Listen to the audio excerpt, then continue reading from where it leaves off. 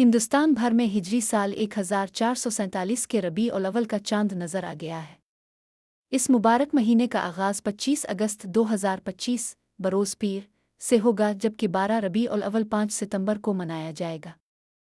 رویت ہلال کمیٹی صدر مجلس علماء دکن نے چاند نظر آنے کا باضابطہ اعلان کیا ہے۔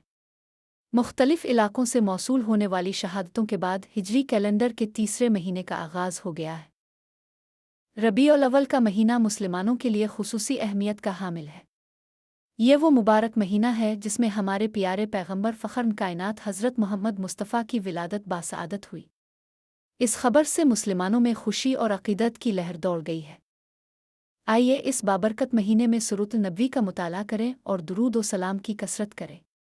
اس پیغام کو اپنے عزیز و اقارب تک پہنچائیں اور اس مبارک مہینے کی فضیلت سے سب کو آگاہ کریں۔ مزید اس طرح کی ویڈیوز کے لیے دکن فائلز چینل کو سبسکرائب کریں۔